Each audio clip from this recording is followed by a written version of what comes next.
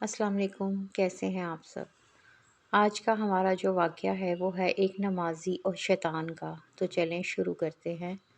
ایک شخص اندھیری رات میں فجر کی نماز پڑھنے کے لیے گھر سے نکلا۔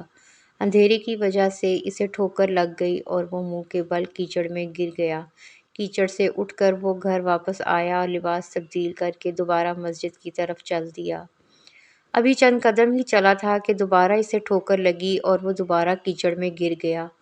کیچڑ سے اٹھ کر وہ پھر دوبارہ اپنے گھر گیا، لباس بدلا اور مسجد جانے کے لیے دوبارہ گھر سے نکلا۔ جیسے ہی وہ اپنے گھر سے باہر نکلا تو اس کے دروازے پر اسے ایک شخص ملا جو اپنے ہاتھ میں روشن چراغ تھامے ہوئے تھا۔ چراغ والا شخص چپ چاپ نمازی کے آگے مسجد کی طرف چل دیا۔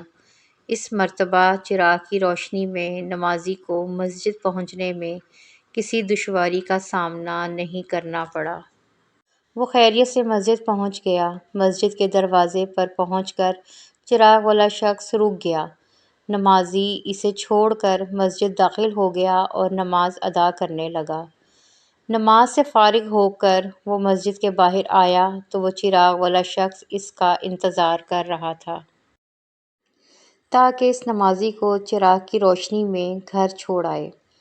جب نمازی گھر پہنچ گیا تو نمازی نے اجنبی شخص سے پوچھا، آپ کون ہیں؟ اجنبی بولا، سچ بتاؤں تو میں ابلیس ہوں۔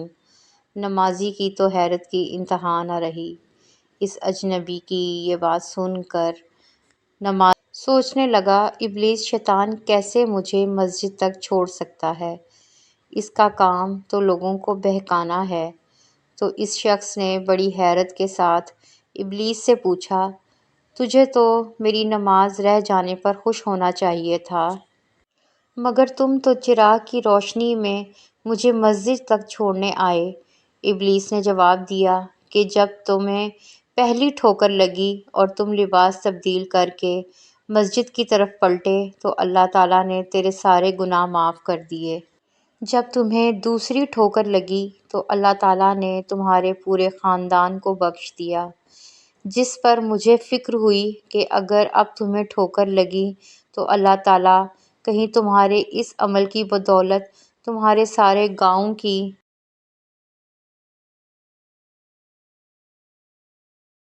مغفرت نہ فرما دے، اس لیے میں چراغ لے کر آیا ہوں کہ تم بغیر گرے مسجد تک پہنچ جاؤ۔ اس شخص نے جیسے ہی یہ بات سنی تو اس نے اللہ تعالیٰ کی بارگاہ میں اپنا سر جھکا کر اللہ کا شکر ادا کیا۔ تو دوستو، یہ ہے ہمارے رب کی شان، سبحان اللہ۔